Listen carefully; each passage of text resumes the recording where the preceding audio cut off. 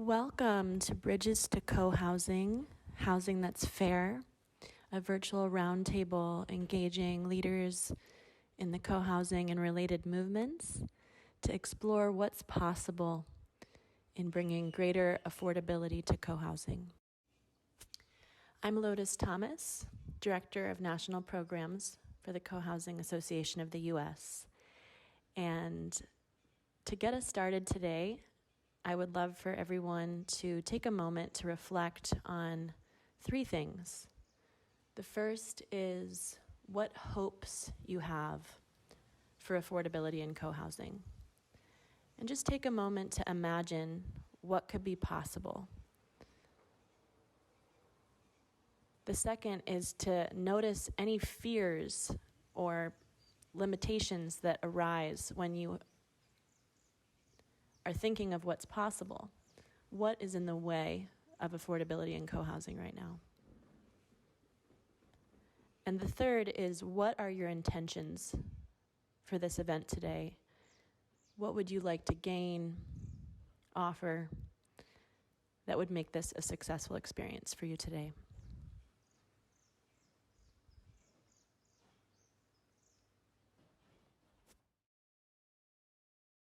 So for those of you who don't know, I think most of you probably have done some work with us in the past, but I'm the program director for the Cohousing Association of the U.S., Coho US, which is a national nonprofit focused on education, advocacy, and networking. And our vision is to shift the culture toward a new American dream, where every home is surrounded by caring, collaborative neighbors who use less of the Earth's resources while living an abundant life. Let's all just take a moment to take that in. I think we all can relate to that, and we're all a part of co-creating that. So that's what this call is. It's bringing together the people who are holding this vision and bringing it into form to share what's working and what isn't, what those blocks are, to be open and honest about that so that we can think outside the box and innovate some new solutions. So just to put this in context, we are doing 3 of these Bridges series this summer. The next one, it's every other Tuesday. The next one's on sustainability.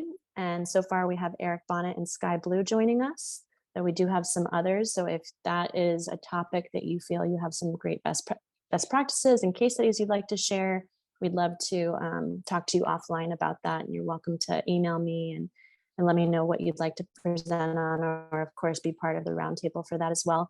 And then on August 9th, we have a Bridges event on diversity, equity, and inclusion with Crystal Bird Farmer and Pedro Silva and some other speakers. Again, if you're interested in being part of that, we would love to have you.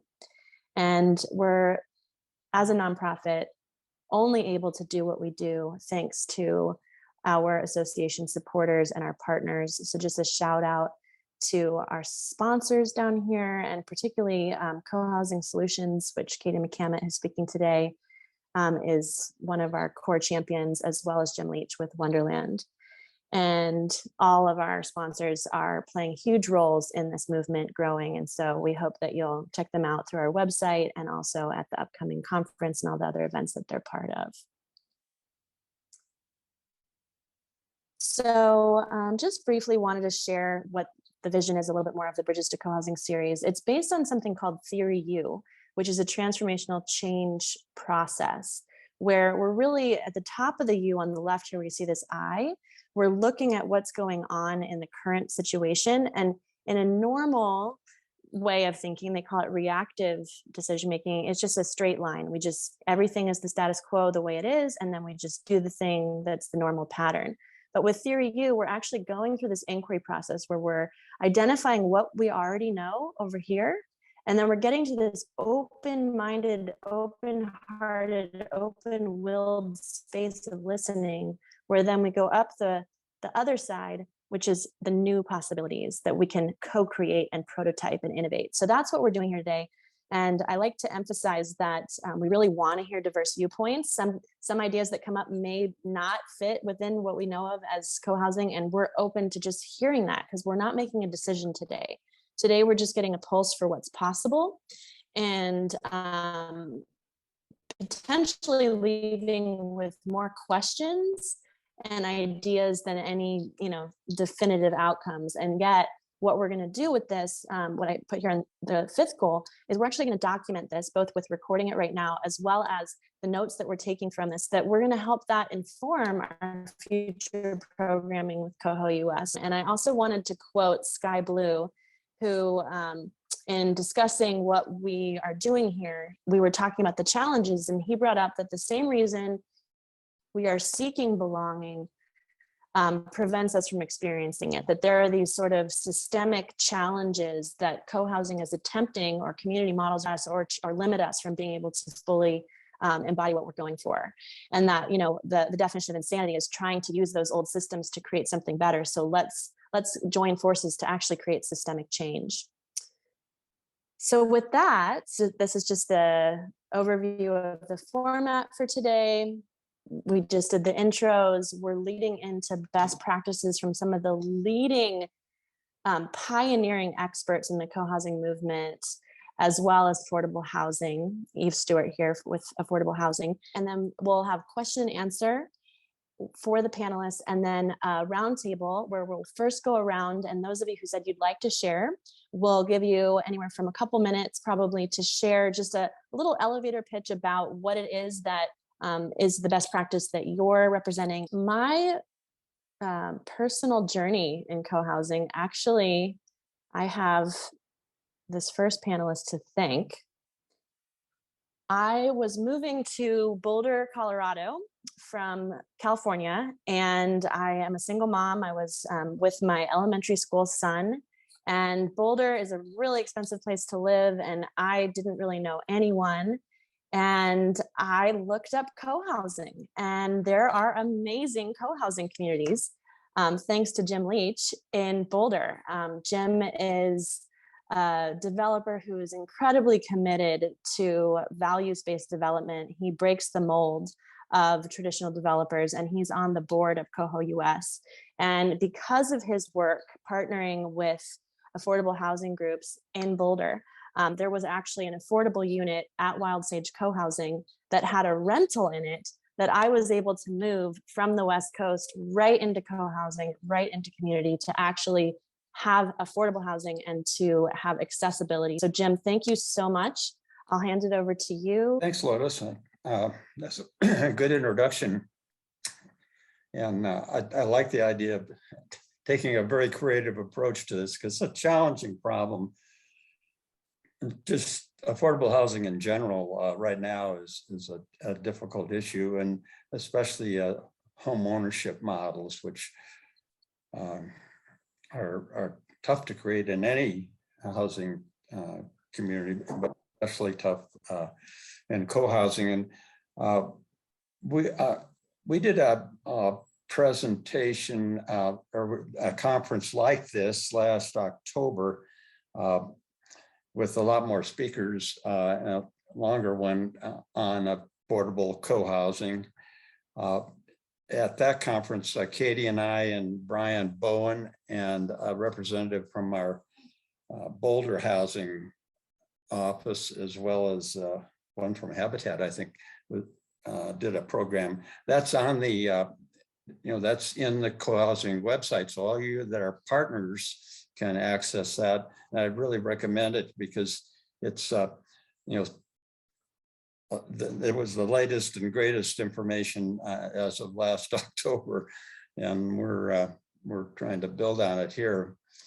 And I wanted to just say a couple of things about the Boulder program, because it is very unique. The city of Boulder has an affordable housing program that they've had in place for about 30 years that requires any new housing to have a certain percentage of affordable units or pay to buy out of it.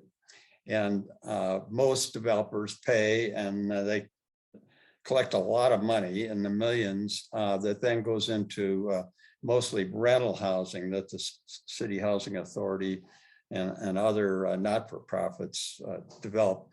But they've tried right from the start to have home ownership models, and co-housing, the 4 co-housing communities we did in Boulder over the last 30 years all incorporate a percentage of permanently affordable housing. They're in the city's program.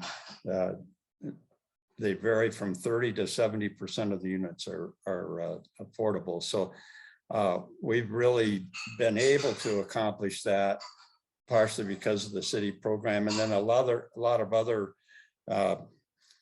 techniques that are available to developers, and everything from density bonuses to waiving of fees and things like that. And by putting that all together, we were able to do the 4 projects. The thing that's really interesting about the projects is, and my goal as a developer was to try to create projects that were economically integrated. In other words, you had households there that weren't all of the same economic status or cultural background. And I think we've largely been successful with the Boulder model in doing that. And it has its challenges at times, but it actually is I think a very successful model, and how the attributes of co-housing, the connections that people make, the more intentionality of neighborhood community builds relationships where a lot of the differences that we have culturally and economically are melted away, and in a lot of ways people help each other both to live a better lifestyle and a more affordable lifestyle together. So I've got some slides from that conference and some details of how we actually did it project by project, because it varies and it's really changed. Unfortunately, it doesn't work near as well in Boulder today because of the high cost of building any housing and co-housing, and so the numbers don't work as well as they did earlier. And also, I wanted to just, speak to the microcosm of the communities having the economic integration. But I also remember you saying that this new urbanist design that included the co-housing wasn't just benefiting the people that got to live in the co-housing, but actually created revitalization for the whole neighborhood, and actually created a positive social and economic growth and change for that whole area. So I don't know if you want to speak to that. I know you had said that there were a lot of accolades for the work that you guys did there as pioneers of that.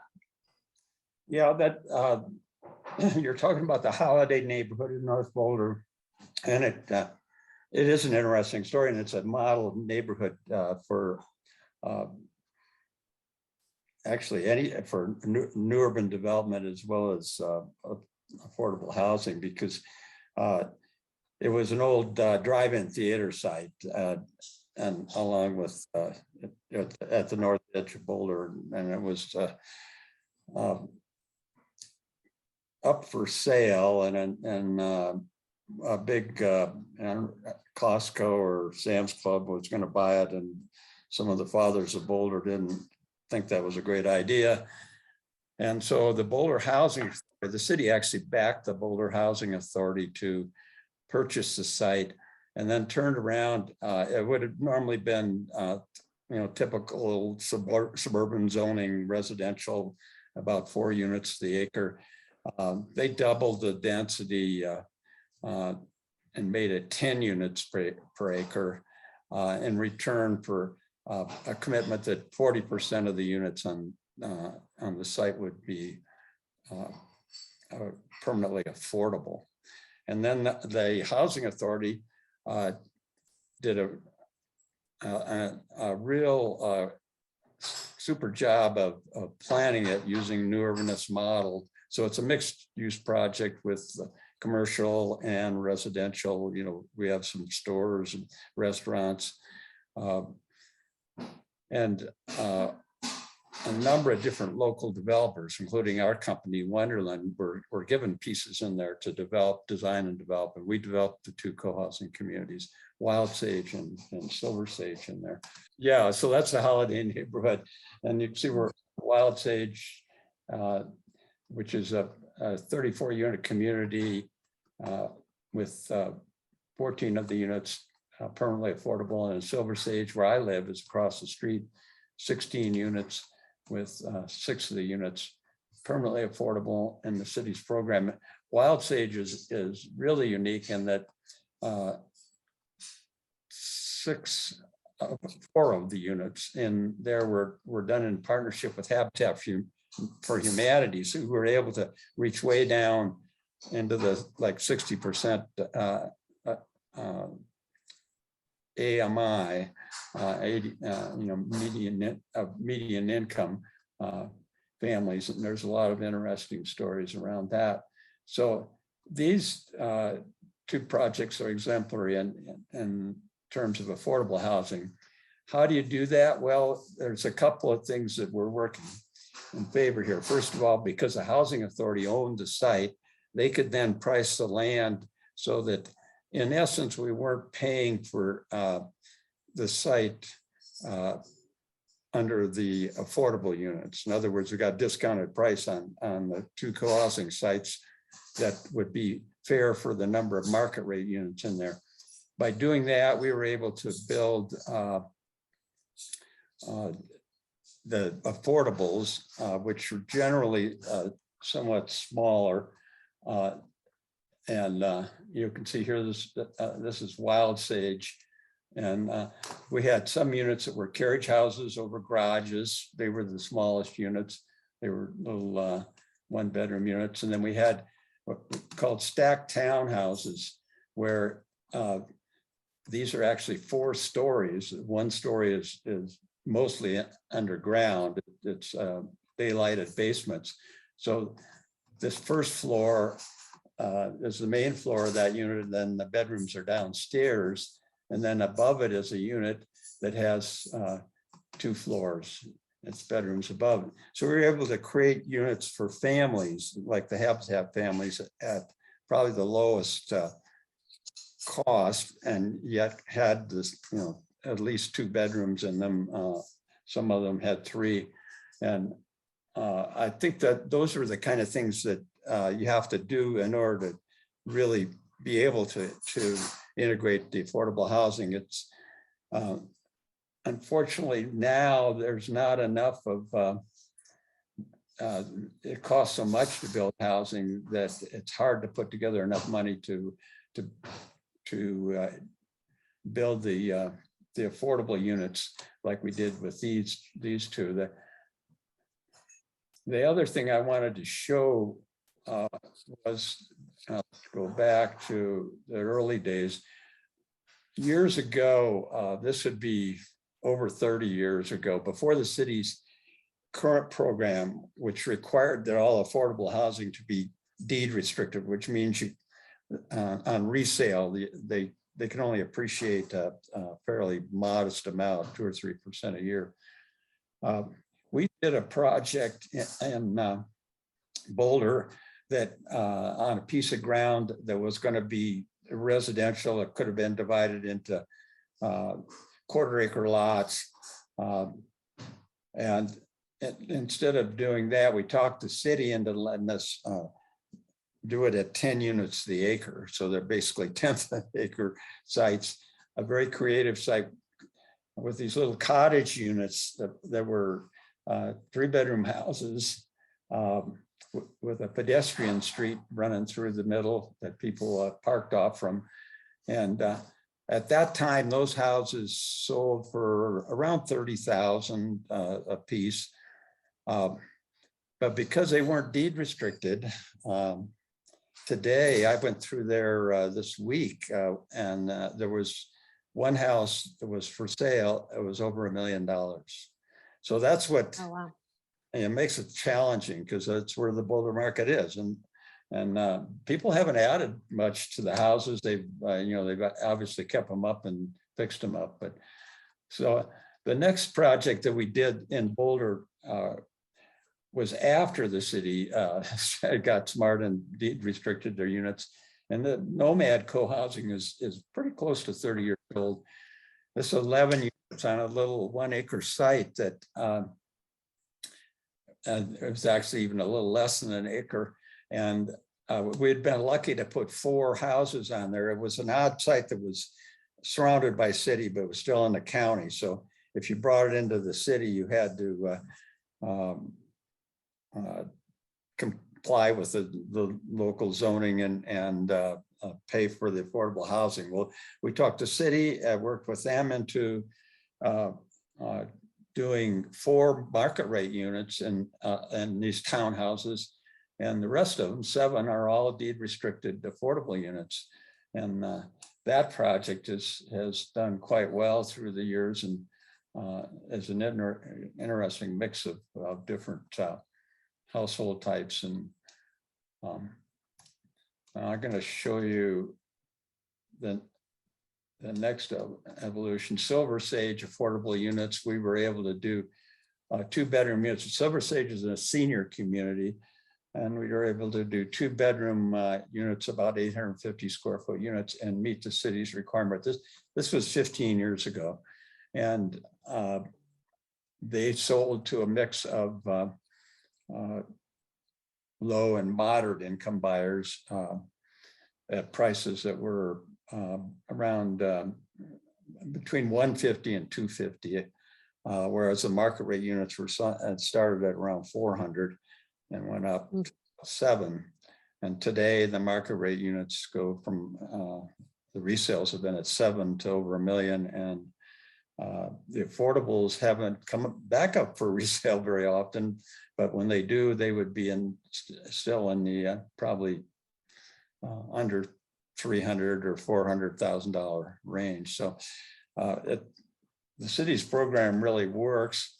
The best thing about this for co-housing is it brings people together that normally wouldn't be living next to each other as neighbors. And it really speaks to the diversity that we're looking for in co-housing, and that most co-housing groups I've worked with tend to be more progressive. They're trying to build a better world, and both socially and environmentally. The last project we did was this one, Washington Village, and it was finished about 4 years ago, and it has 30% affordable units. But here we really got extreme. There's units in here that we sold for $1 million, and then there's affordable units went for 100,000, 100 to 250 for the affordables. That's a difficult trick to pull off, and it took a long time for this project to get processed. It had a lot of neighborhood resistance, and the affordability component of it helped a lot with making it successful. So those are the 4 in Boulder, and I think they all have they speak to the different factors of how we've been able to address co-housing affordability, at least in a Boulder environment. That it helps to have a city that has a program like ours. It also helps to be able to negotiate either density bonuses, discounts on fees, and then of course you've got to find other sources now.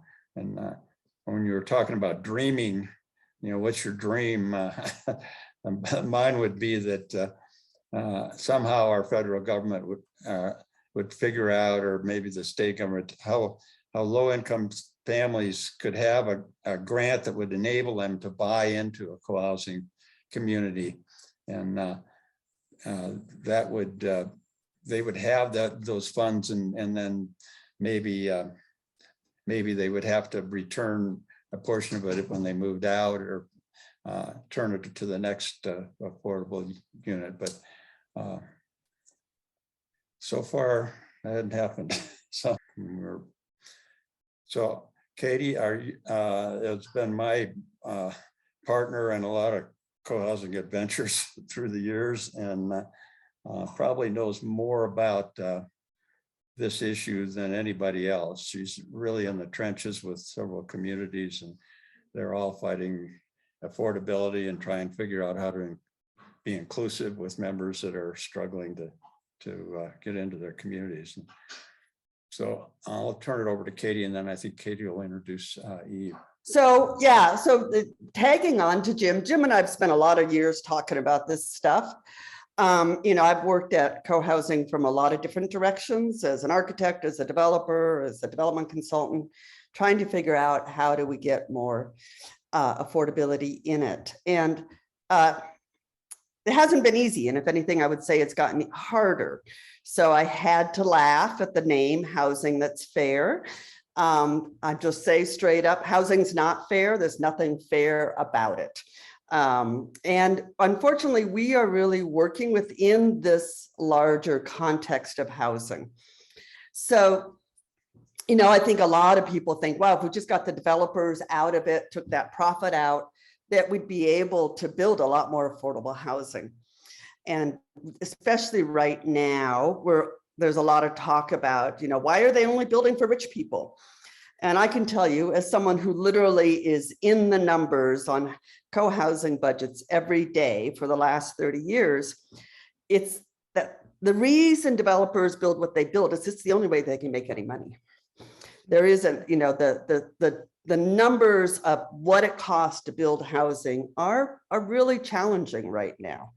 And so I think our challenge for those of us who are trying to build a community is kind of wrapping our heads around what is the housing context in which we are working and how do we do something within that. So any of you who know me that I'm a realist, like what can we do within this context? And it is not just getting the developers out of it. That doesn't, you know, overall, and the housing affordability issues, we've just seen now decades of where housing prices have increased much higher than incomes. So both as rentals, so that lower red line is incomes compared to the blue line, which is housing, which has gone up much. The cost of building housing has gone up quite a bit more than our incomes. And so this has become an ever-growing problem for the country as a whole. And within the co-housing development world, we have to deal with that. So the way that I think about housing affordability, I think there's two very different categories. One is holding development costs down and keeping your value up. Just how do you discipline a project so you get the most out of your dollar? And I spent a lot of time talking about that and working with my clients on that. And then the other approach is subsidizing costs with outside sources.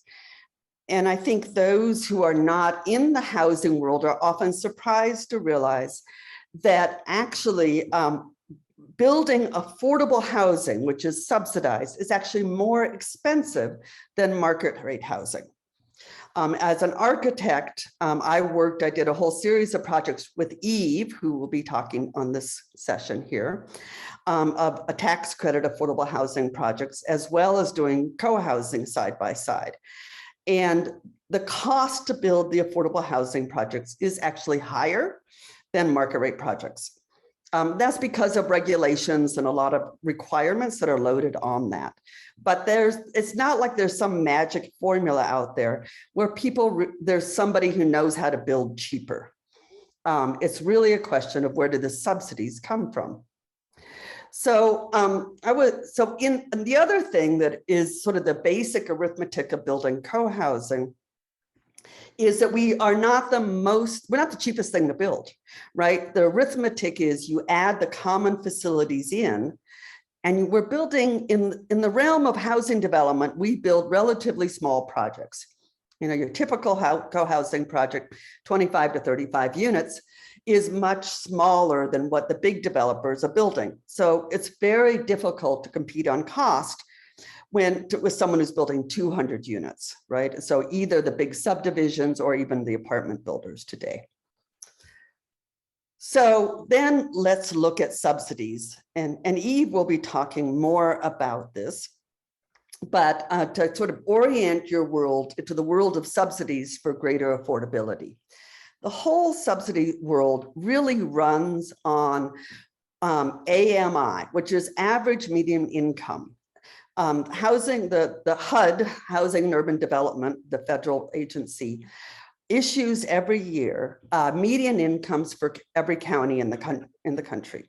And all subsidies are aligned within those median incomes. So if you're interested in any sort of subsidies for housing of any sort for yourself, the first thing is trying to figure out where you land in that average median income, because all subsidies are really, in order to qualify to get a subsidy, you have to fit within those categories.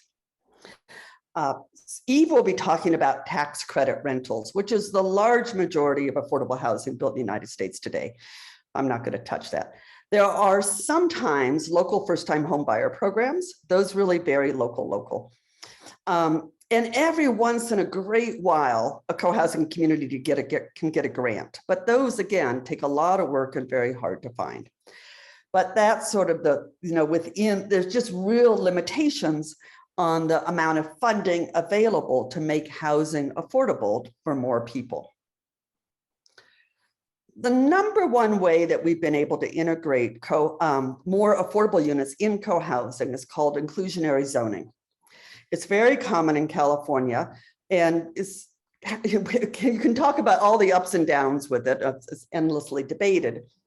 But basically the idea is the local jurisdiction is going to require a certain percentage of the units you're building to be affordable to a certain number, to a certain median income, typically 80 to 120%. I would say the large majority, so as an example, and we did a series of communities here, Frog Song in Cotati, Nevada City, Wolf Creek Lodge. Those are all California projects where we had between 4 and 5 units that were falsely sort of held. Their prices were low enough that people at 80 to 120% of median income could afford to buy. And that's all a formula, you work out a formula there. And then basically any additional cost that those units can't cover in their actual cost is an internal subsidy. There's no outside money coming in. So it is basically an internal subsidy within the community, which says, because in order to get approvals to build our project at all, we need to provide, typically 10 to 20% tends to be the range. Units at homes at this price, then all the other costs will be carried by the remaining market rate cost. So it's interesting because in fact, any community could do this, but I have not actually seen it done unless it's enforced from the outside. Then along with this, once you deliver those homes, they have a deed restriction on them that keeps them affordable over time. And so the typical deed restriction would allow the price of the home to go up with consumer price index, but not with the real estate index. So instead of following the upswing in housing prices, they follow consumer price index. So you can get a little equity, but you're not going to make a lot of money on selling your home if you have that sort of deed restriction. So we did 5 deed restricted homes in Frog Song in Cotati, as well as Nevada City and Wolf Creek Lodge. So that's one way that we've been able to have some more affordable homes in co-housing. Katie, can I pause you for a second? I think your service the Wi-Fi has been going up and down. And I also just noticed the time, and Eve ended up having a different schedule. So she has this 10 minutes. Would it be possible for us to pass it over to her for the 10 minutes that she has, and then we could circle back? Sure. Why don't I was going to let me just jump forward then. Perfect. Okay, great. Thank you so much. We'll come back to this stuff. So the way I got to know Eve was actually working on this project, Petaluma Avenue Homes. It is a tax credit project, and she'll talk more about what that means. But I think a little bit about the intro is the way this project got built. And I think the people who live there probably would not call it co-housing at all. It is inspired by co-housing. It's in the city of Sebastopol, a small town in Northern California. And there was somebody on the planning commission said when the city went out for requests for proposals for building affordable housing on the property they owned there, it included a lot of incentives for co-housing. And that was because there was somebody on the planning commission who knew about co-housing and wanted to see it there. So my architecture firm used to be directly underneath Eve's SAHA office. And so I took that, my package showed up on my desk and I took it to them and said, hey, do you want to partner and go in with a proposal for this project? And so that's what we did. And there were some pluses in so it's 100% affordable rental using tax credits. We did not involve the residents in the design process that we were, and Eve can talk more about a lot of the limitations there. But we did incorporate a lot of co-housing design. And so there's a full common house there. As you can see here with a dining area, an area for kids to do homework and a lounge and laundry and a kitchen. And like I said, I don't think people there would call it co-housing. I think it is not like Frog Song, which is just down the highway a bit. But I think Eve can give us the update there. I do think that working with SAHA, that they've incorporated a lot of these community building ideas and other projects that this is another one I did as an architect with them. And sort of, putting the garden in the middle, really looking at how do you create community. And then our last little thing together before Eve takes it over there is that we did put in a proposal in Marin County recently. We didn't win it, but we were looking at a property that was bigger than we needed for a co-housing project. And we were looking, so we partnered with SAHA on this proposal to do a co-housing community, a market rate co-housing community here, adjacent to an affordable project that SAHA would build. So being good neighbors in that way. So that's how I got to know Eve, and I'll let her talk more about her work there.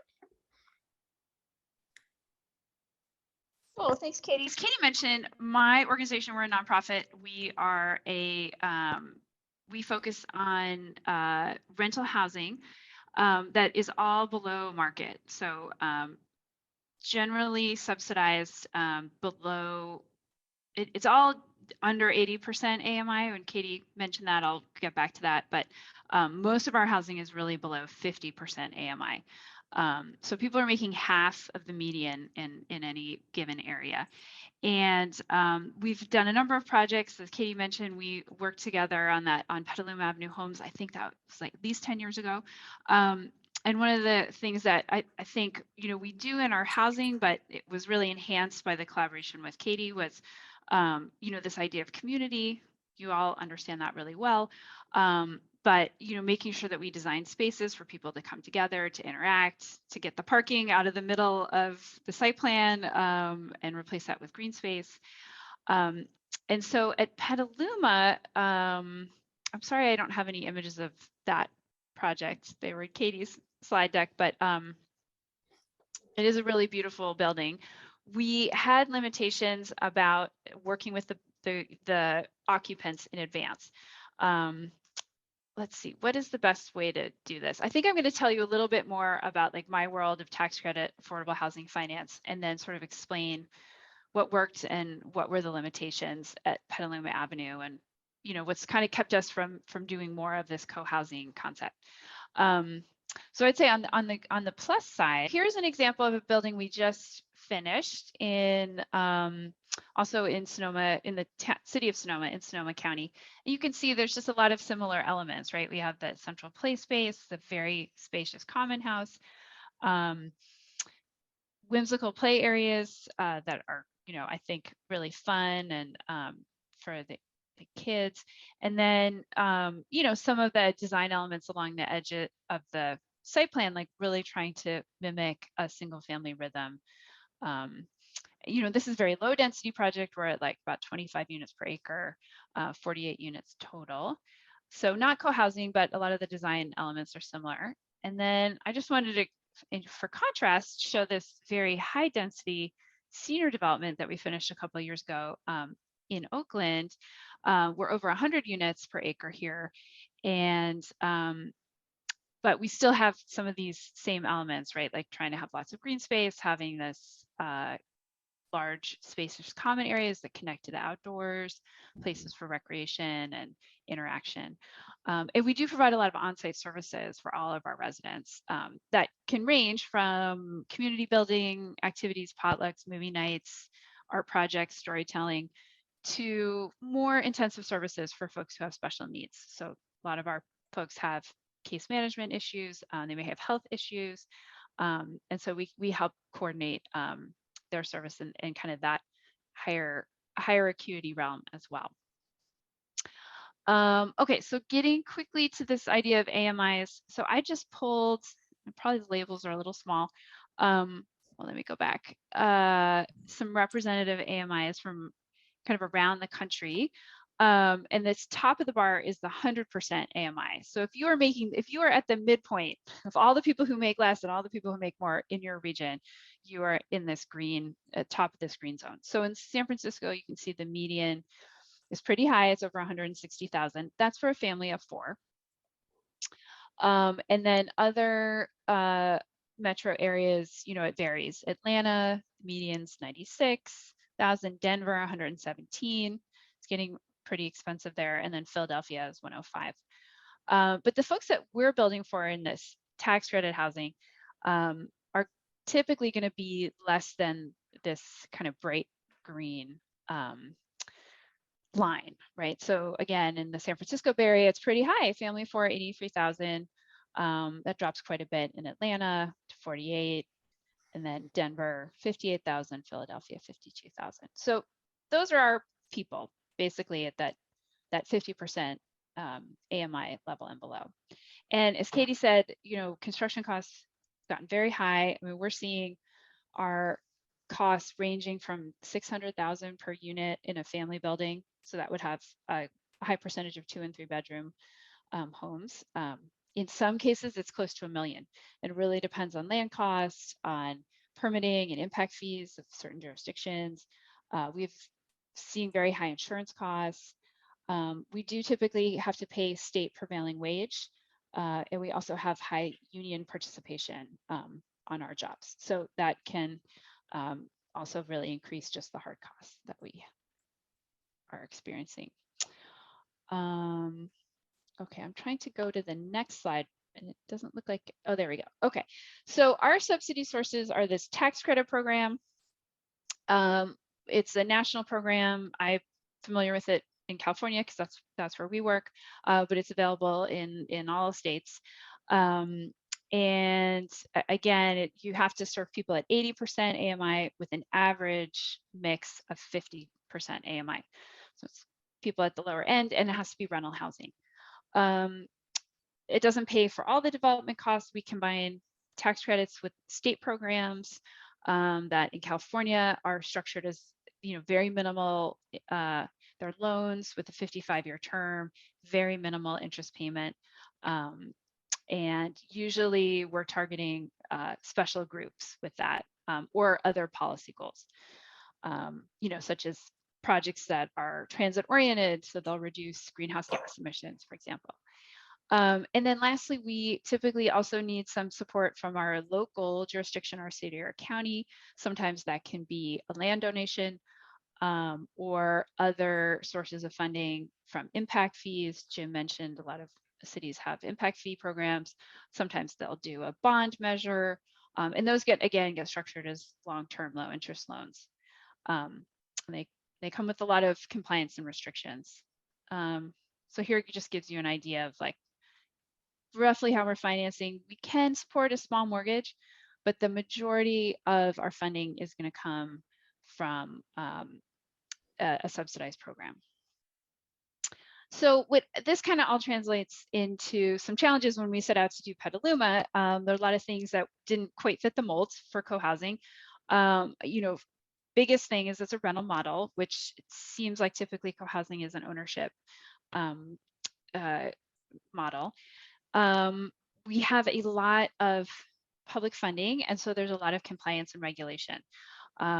And one of the big things that we have to be really mindful of is fair housing law. And we have to make sure that when it comes to do our lease up, that we're making the units available to the general public. So one thing that was kind of central to some of the folks on the co-housing side when we were doing Petaluma Avenue was, involving future residents in the design and decision-making process. Problem is that if we went out and recruited folks to do that, we could not guarantee that they would get a unit at the finished project, because we have to do broad marketing. We typically have a lot more interest than, many more people interested than we could house. And so we have a lottery system. You just get matched with a number, and then we go down in the order of folks' number and, offer the housing that way. So that was a big problem. And we really didn't want to ask people to devote a lot of time to the design process, knowing that they might be, not offered housing in the end. So that was kind of one of the biggest things. And then I think some of the other issues that we've had is that, we can't require people to be interested in co-housing or to participate in co-housing once they move in. We can't require people to, as a condition to, volunteer time or do maintenance tasks. So the kind of ownership, so it kind of devolves into a voluntary almost club was how we started to frame it. Was, hey, if you're interested in the co-housing club, you can join. And they mostly focused at Petaluma Avenue in the early days on the gardening program. We have a huge, beautiful garden, very great climate for growing. And so that's been very successful and sustained. Some of the other programs that we did in the early years were, there was a fall festival that the community organized, and they were also organizing regular dinners, and we had a childcare space, and so there was kind of a collaborative, cooperative childcare. Over time, we found that it's been with the exception of the gardening, these other program areas and activities have been very hard to sustain. Again, these are families that are, working pretty hard to make ends meet, and so they don't have a lot of extra time. People don't necessarily come in knowing very much about co-housing, and so so it's been hard to sustain that kind of culture and activity level over time. So I think that I'll just hold it there and pass back to Katie. Thank you so much, Eve. Thanks for doing such great work and for sharing both the successes and some of the challenges for how to adapt co-housing to work with the affordable housing. I have a quick question for you, and I don't know if maybe Katie could answer this too, but when it comes to partnering with a local city or county, are they initiating with you or are you initiating with them? How does it go both directions? Like, are you guys contracted to create affordable housing that they are funding, or are you more reaching out to the city to then fund and approve your projects? Yeah, it can be kind of a hybrid. A lot of the work that we do is, I would say, initiated by a local jurisdiction because they may have a site, right, that they want to see developed with affordable housing. So they'll put that out for an RFP and we'll respond, and then we kind of move forward with them that way. Just the way we've been working recently, I would say that's probably more than half of our developments are kind of originate that way. But then I would say about the other half are projects that we initiate. We're kind of interested in working somewhere. We think there's, there's need in California. There's basically need in every community. But we might identify a site and then go to the city and say, like, hey, do you guys have any funding? Sometimes they do, sometimes they don't. And then in which case we'd be looking at like state or some of these, or the tax credit program for all the funding. Thanks for joining us, Eve. Appreciate your efforts there. I will say that one of the things that I have learned over the years is California, where I earn my development chops and where Eve is based, is more, it's more competitive on everything.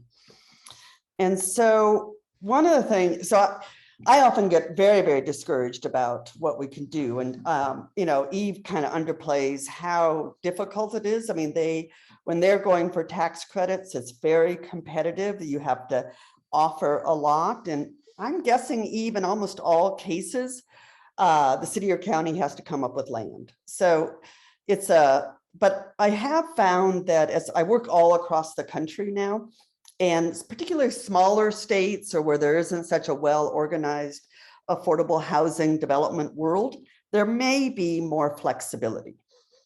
So I did want to talk about sort of join back. So we talked about inclusionary zoning, which is required from the outside in order to build a project. And I know Portland has just instituted inclusionary zoning up there. I think you have some in Seattle as well. So it's kind of where isn't it? That's one of the things. But there have been some other creative approaches. I would say every single co-housing community I work with, and I work with a lot. I've literally worked with dozens and dozens of co-housing communities. Every single one their ideal situation would be to find subsidies to underwrite the cost of some units in their community. And unfortunately, that's really hard to find. As Eve's projects, you know, with all tax credit projects, it's an all or nothing. The entire community is set up for people who make 50% or below median income. So you don't get sort of the mixed economy within the community. Bozeman Co-housing, which is currently under construction, they just broke ground. And first of all, they went through this huge Bozeman pandemic boom last year that challenged everything. But they came up with a couple of creative solutions. So first of all, it's a 5-acre site, and they really maxed out the density at 43 units. So it's still townhouses. But some of those are very small. So they added 3 very small studios over the garages. So just by design factor, how to fit some small units in. Then what they did is they set aside as a community in their development budget, they said, well, we'll put up $100,000 to help underwrite the cost of a couple of homes. And then we approached our development partner and asked him to put up $100,000. So this is money that is basically built into the budget voluntarily. Then they took that program to the city of Bozeman and for their first-time homebuyer program and got another $36,000 out of the city of Bozeman. So they have now about $235,000 to underwrite the cost of 2 or 3 homes is what they're hoping to just drop the cost down. Now, one of the things I should mention here is it's been hard to hold that money in the budget. You know, Bozeman is one of the places that had a huge pandemic boom. It just went through the roof. And so we have been really struggling to hold cost for our buyers group as it is, just dealing with the increases in construction cost. And the money the group had set aside to help underwrite those homes was sort of constantly on the line.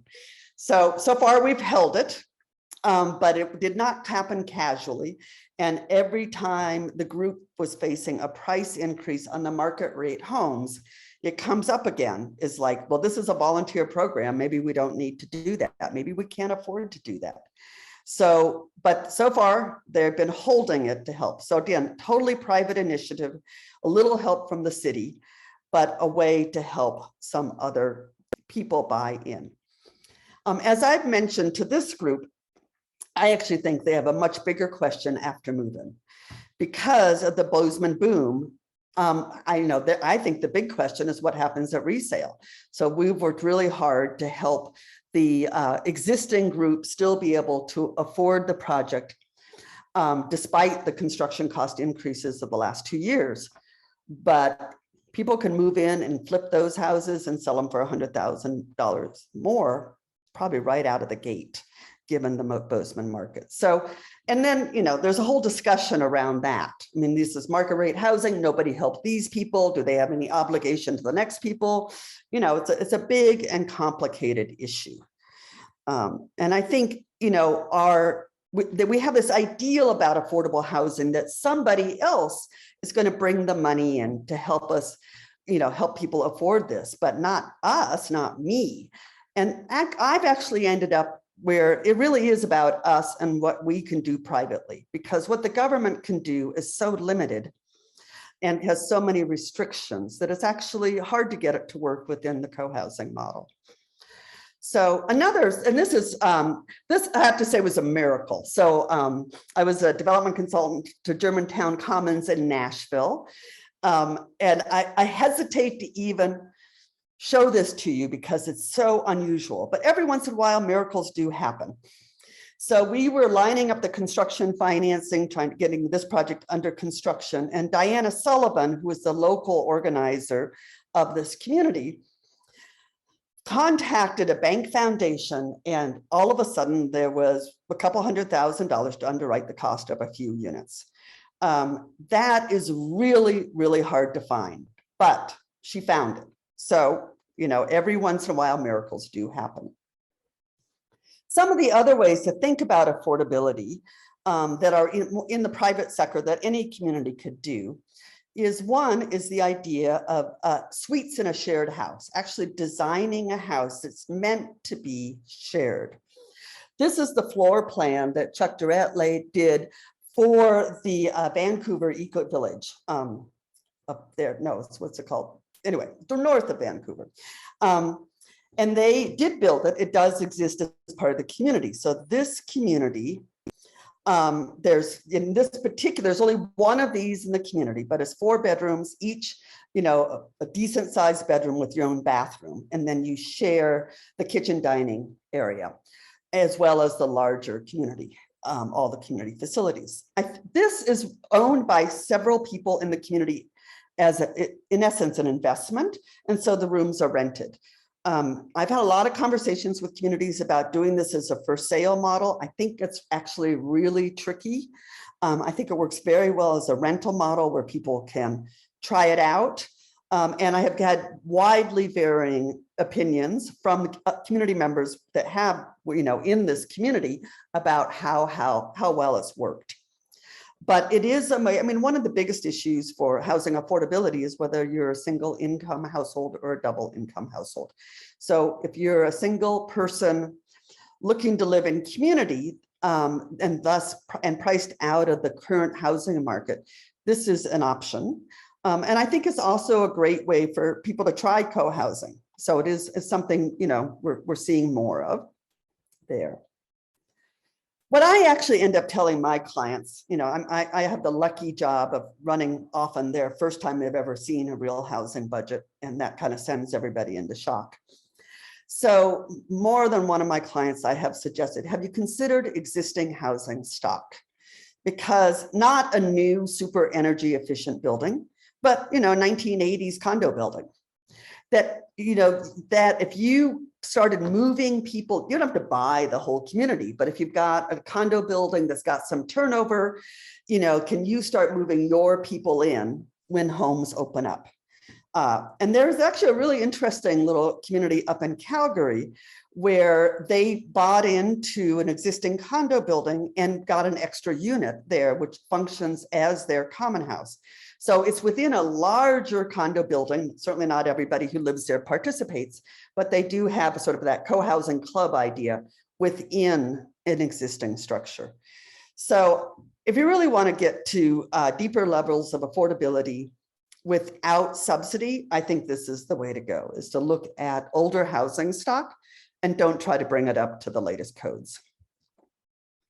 Another idea I've started floating because I think, you know, I think is really thinking about what can we do on our own and not always looking for government. Because frankly, we don't pay enough taxes. We're never going to have enough money at this stage in the United States. We're in such a different place than Northern Europe, where people pay higher taxes and there is much greater support for affordable housing. That is not the United States today.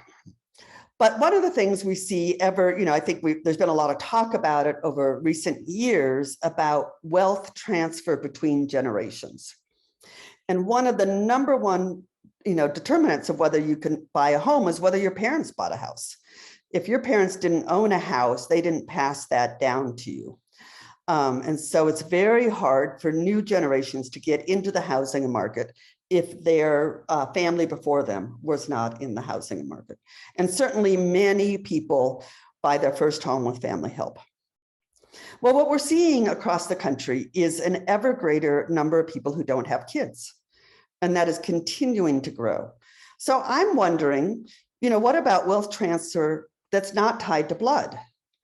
And this was an idea, this is actually Brian Bowen's little sketch here, but the idea of designing a townhome that was a 3-story townhome. So you had a big house, the big house up above, and a little very accessible flat down below as one of your models within the co-housing community. And a boomer, someone who's acquired some wealth, is selling a house in this hot housing market, could buy the whole thing and then make a deal with a young family. And so, if you don't have kids, so you're not worried about who you're passing stuff on to, what if there's some sort of deal where, I start in the big house and you start in a little house, you have a couple of kids, you move up to the upstairs, I move down to the more accessible downstairs. And if you will help me with my groceries, help me stay in my home, maybe the family actually inherits the house. Maybe there's a pass down that's not tied to blood. So I think sort of getting creative about what we can do with our own resources that isn't looking to government is where the most interesting stuff is likely to happen in the next couple of years. So, and that takes us back to Petaluma Avenue Homes, which we already saw. So I think that's my session. Katie, thank you so much. That was really expansive. I love hearing just the history of what has been working. And I just wanted to kind of point to that quote that was from Sky, who's on the call, about how we're kind of looking at how we can create a paradigm shift, right? If the current paradigm with housing is so equity driven and profit driven that it's even confusing the people that become residents of co-housing communities about whether or not they want to stick to their ethics of inclusion, or they want to, it's not fair, we want to get the most that we can get.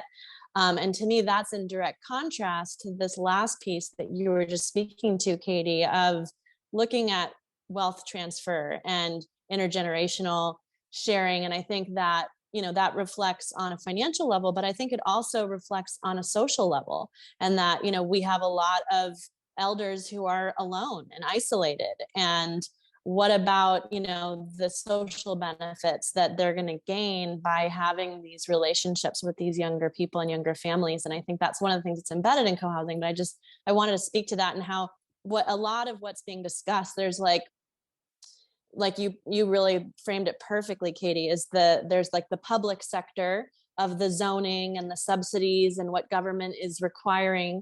And, there is movement in that regard. And I think that is definitely something from an advocacy perspective. And I don't know if people saw, I put a link to the inclusionary zoning map that is mapping all of the inclusionary zoning programs in the US, which is a great resource if you're looking for, who's already doing what, and also where you might want to look to develop an affordable housing development. But then I agree with you, Katie. I think getting creative and having private market-driven forces and really learning how we can evolve that consciousness and evolve that paradigm so that hopefully more and more co-housing owners are interested in this. I know myself, I was able to join Wild Sage as a renter. And I was renting a room similar to that suite model that you're talking about. And, there were pros and cons, I think, to what Eve was talking about, as far as, as a renter, you're not going to stay as long as the owner. So there wasn't quite the same social investment. But I know that there's been some conversation about renting. So that's just something I wanted to track. One of the questions was around profit, and it was to you, Jim, about whether or not, or how does a co-housing developer profit? If you want to speak briefly to that. Co-housing developers make profit by a combination of fees that for providing services, basically managing the project, and then for arranging the financing and guaranteeing it, and then usually a lot of that's not the project management so much, but the financing part is covered through a profit built into the project. We called it the residual cash, but 10% of the budget is usually there. But it often goes away before the end of the project if, for instance, you haven't sold all your units, you have to carry units or sort of thing. But there's not a lot of extra money in a development like co-housing, at least not the way we've done it. It's pretty much the same way if a not-for-profit took on these co-housing projects. I don't think they would be saving a whole lot unless there's somebody like Habitat for Humanity who's got a whole different way of building the buildings. They can save quite a bit on a construction cost through volunteer help and gifts of all kinds of materials and things. Yeah, if I could just jump in, I think the reason we don't have more developers doing co-housing is because there's not enough profit. So the way Jim and I have done projects as developers is very much the same way Eve does them without the tax credits, right? It's a set fee, and UDP is the only repeat developer doing co-housing right now in the country. And they tell me every time they make a lot more money in all their other projects. So this idea that you could lower the profit and build more, just take that out of your head. Nobody will work for that.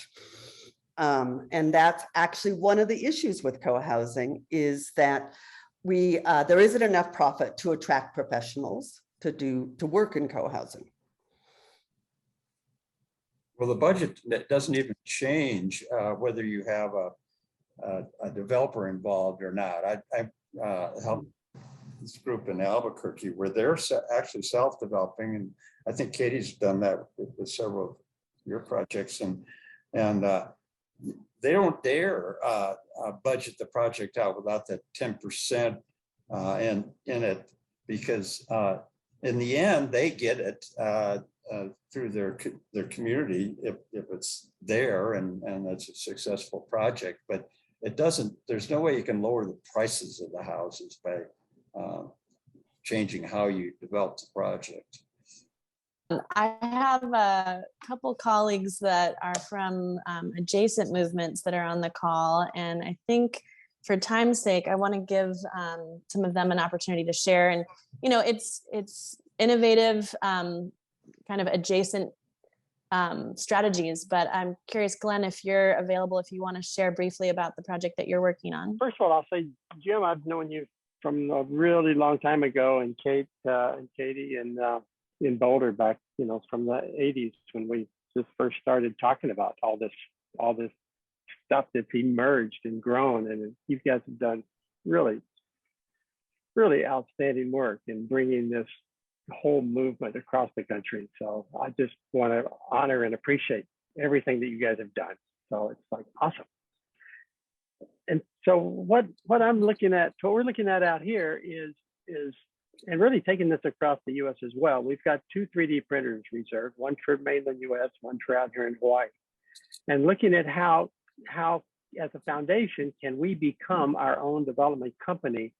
And I've been talking with Hunter Lovins in Boulder recently about the notion of how much profit, how many different profit margins are stacked in the construction of a building.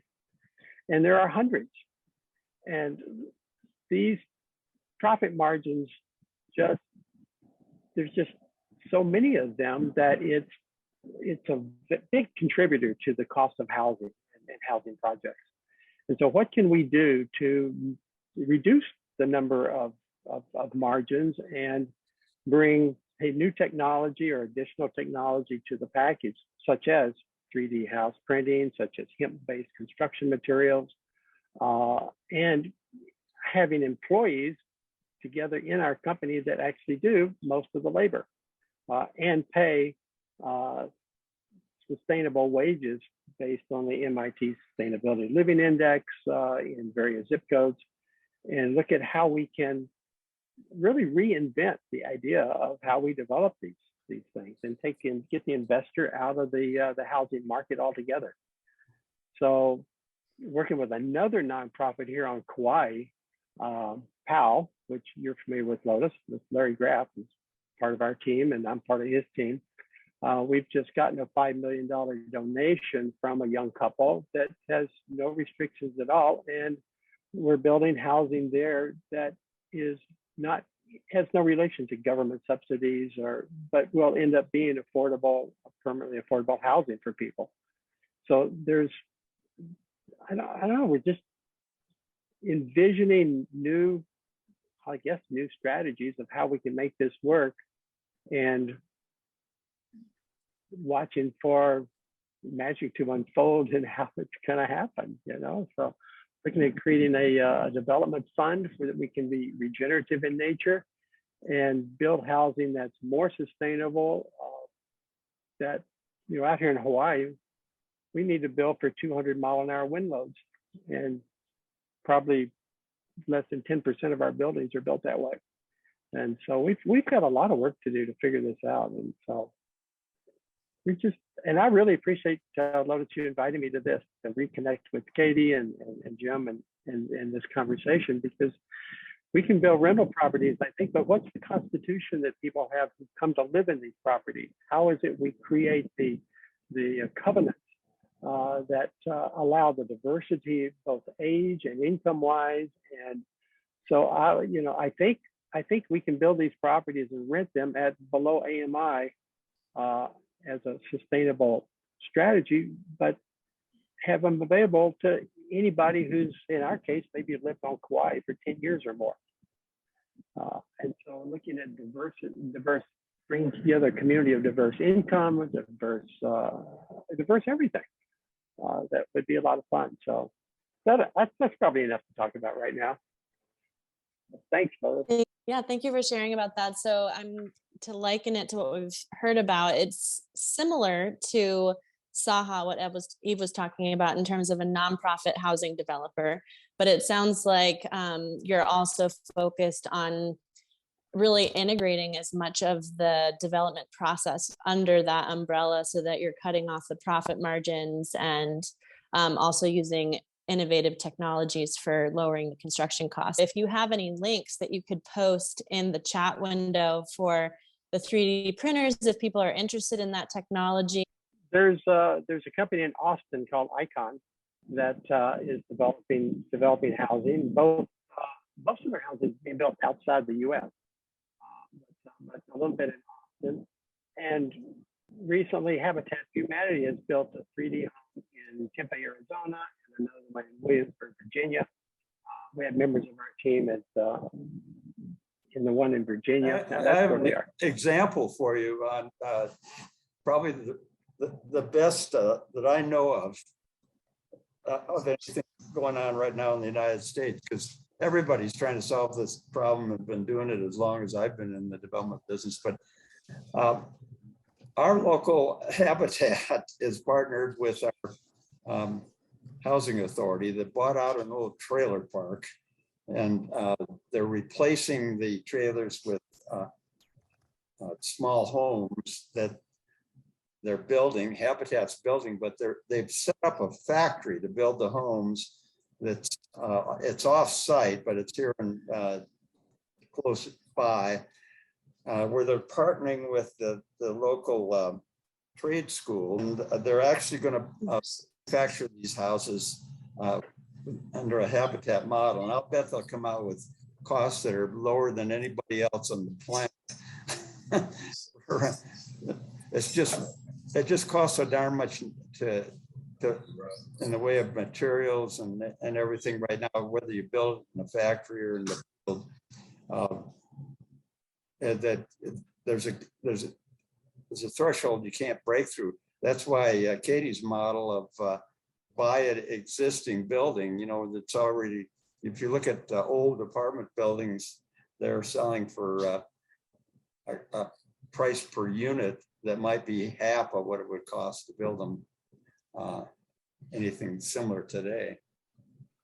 But that's a whole nother challenge. Yeah, this is actually a perfect segue to introduce Lindsay Wood, who also is innovating in this space. And we were just talking yesterday about this thought of how we can kind of shift the paradigm around factory made homes and not see them through the same lens as, you know, people may have stigma around trailer parks. And Lindsay's been in that movement for a couple of years now. So I'd love to have you share a little bit. Hi, everyone. Thank you so much, Loaded. It's been really inspiring to listen to everyone. I'm, you know, being in a very nascent industry, it's very attractive what the co-housing group has been able to do and accomplish worldwide.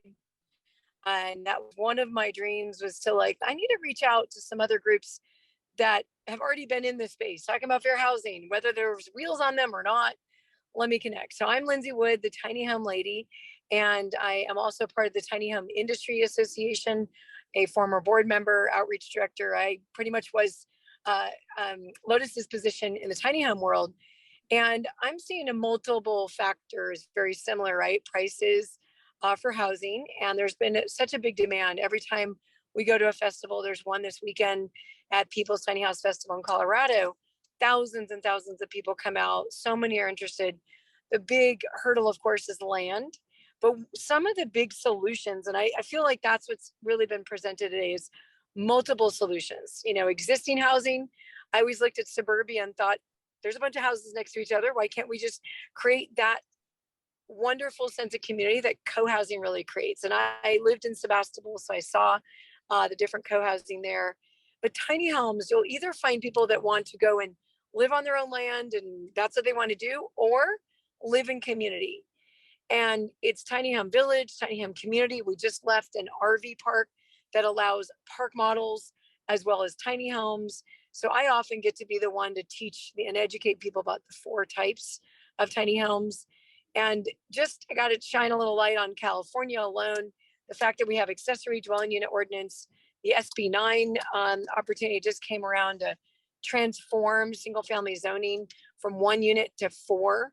I know that's not the big numbers that we're looking at in co-housing, but to be able to really meet the needs of the people that want to create more multi-generational housing just in their own family units, and maybe have 1 unit left over for someone to live in so they can help reduce the mortgage. All of these kind of tactics are just answers to the large, you know, gap in the wage gap, obviously the gap in the housing price or housing that has been built. And then finally, just the transformation and changes of what's gone on from the millennials to the boomers and the type of housing that people are looking for. I know plenty of my girlfriends in Marin, unmarried, looking into their future, thinking, what am I going to do? And as I start to age in place, and what are the people that I want around me? So that's really what I want to bring forward is the opportunity to collaborate and look at smaller homes. I feel like tiny homes is a marketing term. I would put my own spin on it, anything under 1,000 square feet, because that's when we get into the 1950s, whether that's on wheels or on foundation. The wheels definitely limit in the 400 square feet, but a lot of people I find are absolutely interested in that 300 to 400 to maybe 500 square foot home. And I can find builders that are under $200 a square foot in factories to do the type of modular IRC building. So very excited. Thank you so much. And just, you know, a student here in the world of co-housing and looking forward to lending the part that I can lend. Thanks, Lindsay. And yeah, Katie, I heard you mention, I think it was the Bozeman development that kind of moved in that direction of having some smaller units. And I think at the end of the day, just if there is a culture moving in that direction, people who value less footprint, then that ultimately will lower the materials costs to some extent, as another way of trying to create affordability. And I'm curious if either of you have thoughts about that. I think it's important to realize that people who are moving into co-housing are living in the smallest homes in America already. What's really interesting to me, so in my community here in Nevada City in the Sierra foothills, we're the only ones who build small homes at all. And so over 15 years, because we do have homes that are 850 square feet, 1,200 square feet, nobody else builds new homes at that size, that we actually, just by design and having small homes, really have the most affordable market rate homes in Nevada City.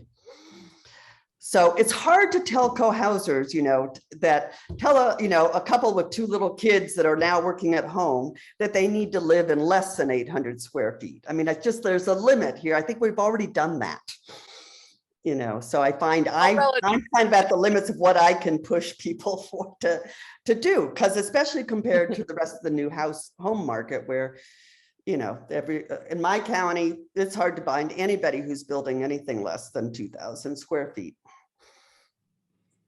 Lindsay, I'm curious if you have any resources about just like what the market share is of people that are looking to do tiny homes, because I know it's similar to co-housing that it's more of like a niche market, but if you have any links that you could share with us about resources that could be something that people could reference. Just to share one stat, 68% of people that are looking to buy homes, especially the younger, are interested in having a tiny home be their first home. As a first home buyer, doesn't mean they're going to stay there or stop there. Travel nurses, military professionals that move a lot, that obviously is what attracts them to the wheels. But I also equally I probably have 5 clients right now, women in their 50s that are looking to downsize to that 400 square feet, single, and 400 square feet is going to work for them. I get it. The family size might be different. And of course, I've heard all kinds of stories, 8 people in RVs and you name it.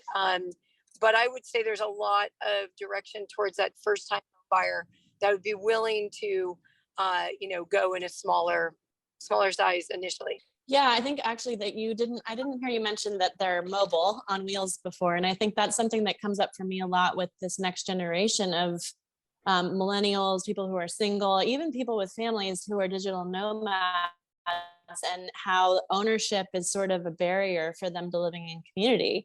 But there's so many people that are still wanting community. There's even people who are living in van life communities. And so I'm just curious how co-housing could look at that movement of community and include more of that next generation. And I know Sky, Blue, and I were speaking about the affordability for the next generation, and you were talking just a little bit about the case study of rentals. Sky, I'm curious if you could hop on and just share a little bit about that. Yeah, well, I really appreciate everything that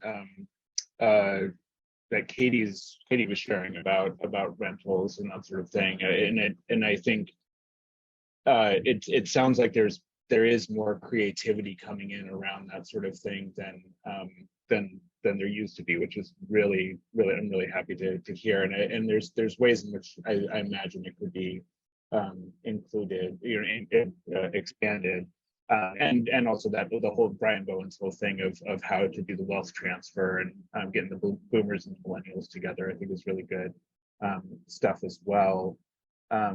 I guess I have sort of a curiosity for Katie in there, which you mentioned that kind of group house that was being done as rentals in that one community. You said that you'd heard a variety of opinions about how well that was working, and my suspicion is that the challenges around that end up having to do more with things like culture and relationships and individual mentalities, and maybe even stuff into like power dynamics and governance between whether somebody is a renter or an owner, that sort of thing. But I'm curious if that is true, or if I would love to hear a little bit more about what you think the challenges around better integrating rental units into co-housing is.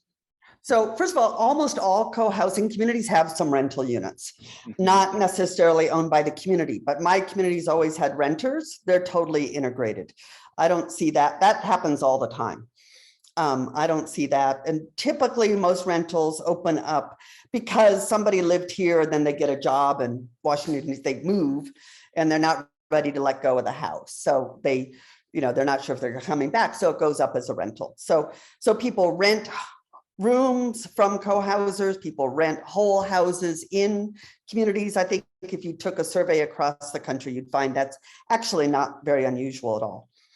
And I know in my community, we are very much emphasize residents. We don't, we, show up, be part of it, you're a resident, right? We really try to welcome everybody who is here.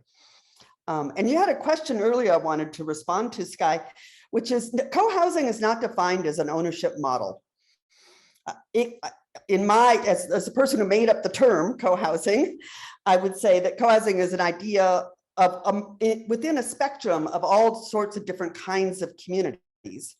And its spot is that you have your own private home and the community, which is different than sharing a house.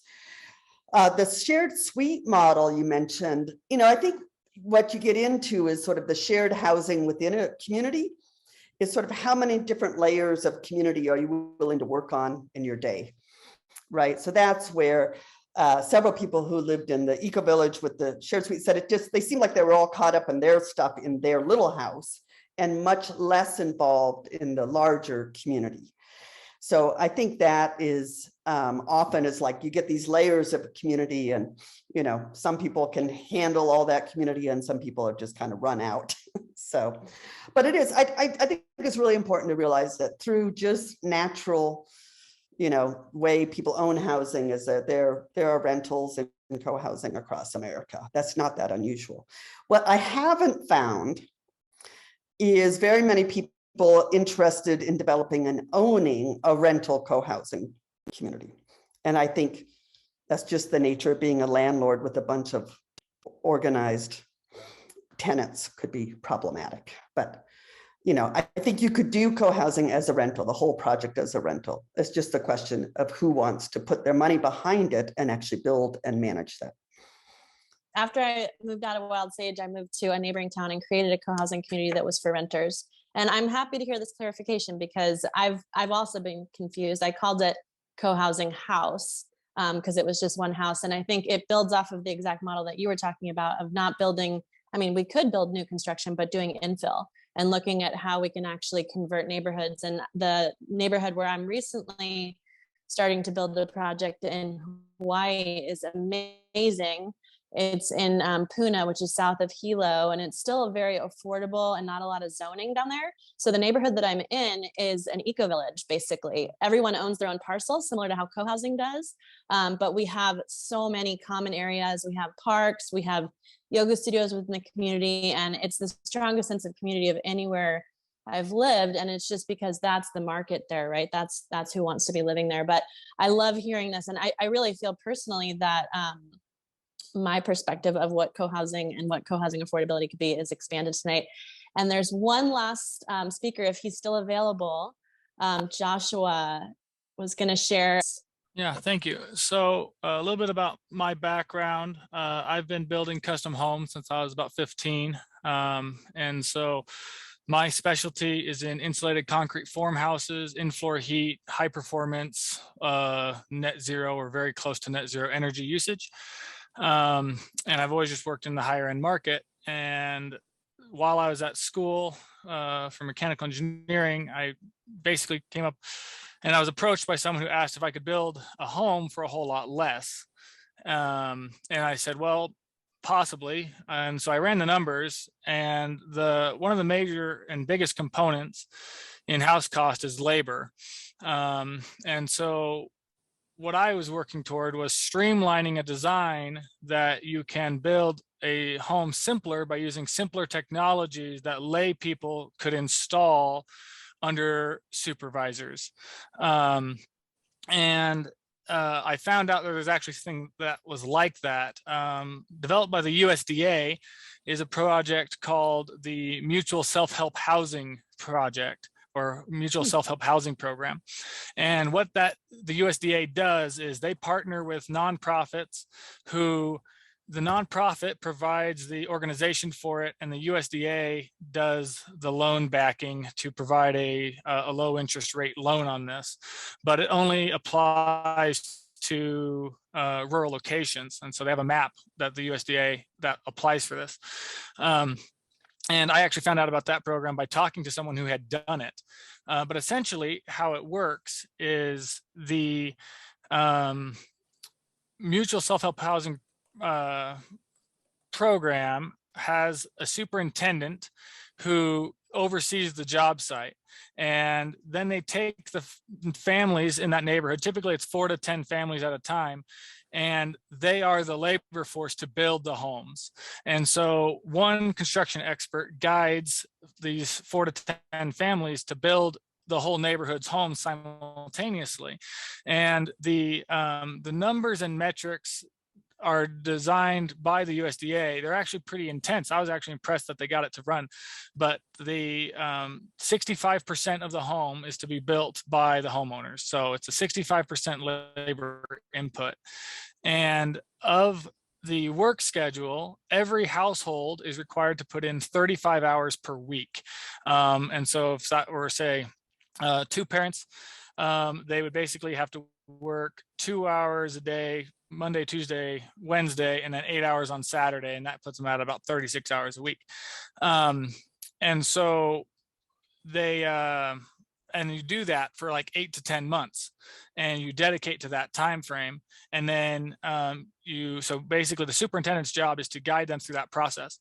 That said, what I've designed then as I designed around that model. And so for the last few years, I have been consulting with homeowners who are building their own homes. And I've done that exact model of they hire me and their family is the labor force, and I coach them on how to build their own home. And so I've done that with about 4 different families now. And currently now I'm doing a small development of about 7 homes. And I am teaching high school kids who are my laborers, and I'm eliminating every subcontractor I can legally limit. I have to hire electrician and plumbers and HVAC, but every other subcontracted job I know how to do personally. And so I do it all in-house. And as Glenn was saying, that is a major component.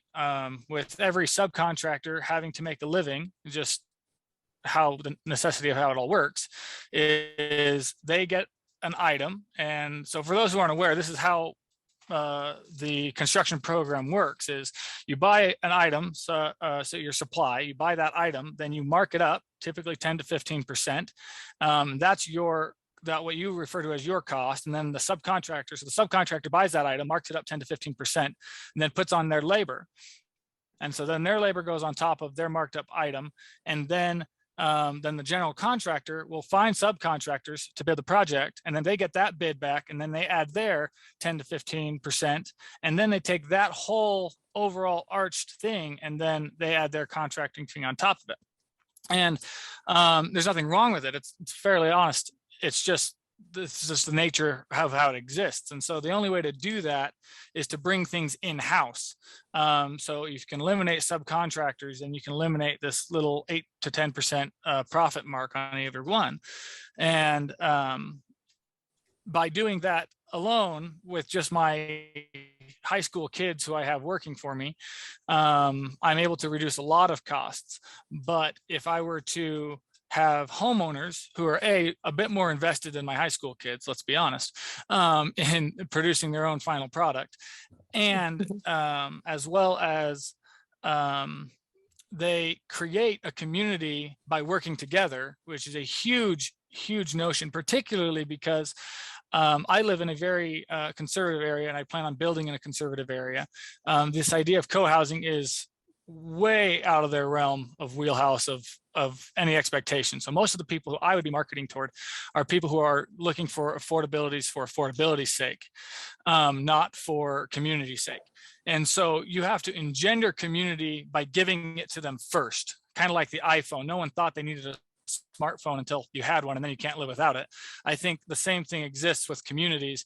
They don't realize what they're lacking until they're going to get it. And I think a lot of these mutual self-help housing neighborhoods, if you look at them historically, they live in the neighborhood longer and they have friends in the neighborhood way above, because they all built their homes with their friends and their neighbors who they didn't know beforehand, but out of desperation and needing housing, they said, hey, if it's the only way we're going to get into a house, we'll pay the price, 35 hours a week for 10 months and do that. And so, and in the end, they end up with a better product than they thought they were going to get in the first place. And so that is the idea that I've been following. And so I've priced it out. The actual physical, what I refer to as hard costs of construction, the physical construction costs are usually half, and then labor is about half. I mean, if you were to ask a concrete company just to labor only versus just a full bid, half of it's labor easily. And that goes for about all of them. And so if you're able to cut out, depending on how good your superintendent is and how much they know and how far into the process they could lead homeowners, I calculated out from what I know, I could lead 90% of a house, and with subbing very, very little. We'd only sub out things that are like concrete flat work, honestly, is about the only thing we would sub out, because you don't come back from that. But everything else you can do in-house by beginners. And by the time you're all done, you all know how to maintain the property, you know everybody, and you just save 75% cost of labor, which can significantly drop the cost of overall cost of the house. And so that's the basic premise is that. And so I've designed homes specifically that are designed to be streamlined to work with the materials themselves. So that way the homes are able to be built faster, with less weight and overall, and then more energy efficient as well. And that's what I've been working on a lot lately. I think if there's any questions I can answer about it, but that's the basic overall thing, is to make a privatized model of the mutual self-help housing program. And I've got documents on how that works if anyone is curious to see what those look like, of the stipulations that the USDA puts on their people. But there's only 4 main governing bodies that the USDA contracts through, and then all the nonprofits work through those 4 governing bodies. So I think most of us are in the western area, and so RCAC is the governing body for that, and they cover all, like, everything west of the Mississippi, it feels like. But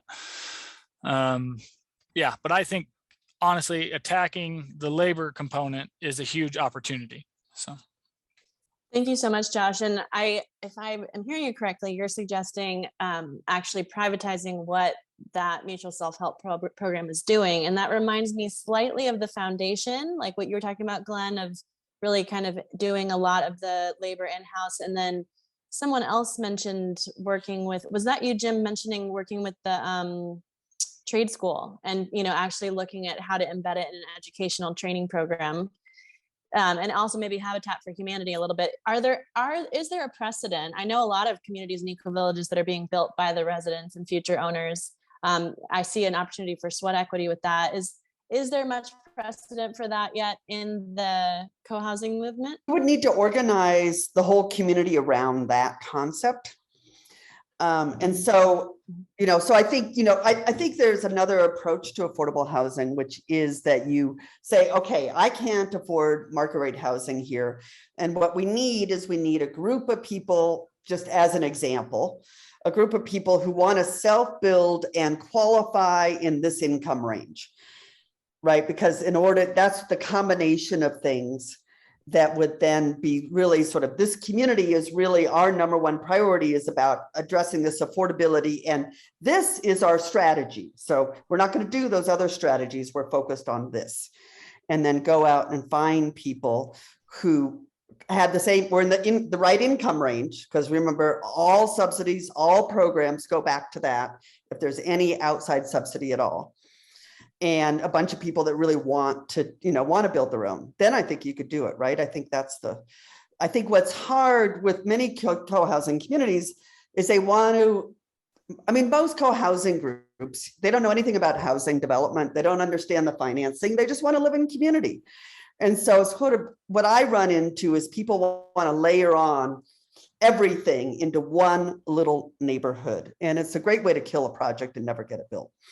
So I would suggest is, really getting focused and figuring out what's appropriate, what's available in your area, and what is your community going to focus on, and don't try to do it all.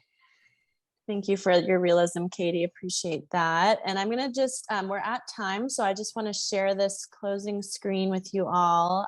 Thank you all so much for being here. Oh, I welcome your feedback. I'm going to be sending out a feedback form to you all. And then I also just, for those of you who may not be as familiar with Coho US, we do have a national conference coming up, and we have a special 10% registration discount if you use Team Coho. And there's a lot of other benefits as well that you can find through the website. And we also, as a nonprofit, are supported by donations. And we just launched a merch store. I don't know if any of you have seen this yet, but there's some really great t-shirts and things like that. So I'll be sending an email out with all of these links. And I'm also in the chat right now going to put the link to signing up for the contact list, which would allow you guys to get in touch with each other. And I'm also going to be sending you all an email with the recording link, and that'll be within the next week or so. And it'll have like a bit of an article, blog article, that's going to highlight some of these resources. So if you have more resources than what you shared so far, if you want to put it in the chat window, or you can always email me more of those details.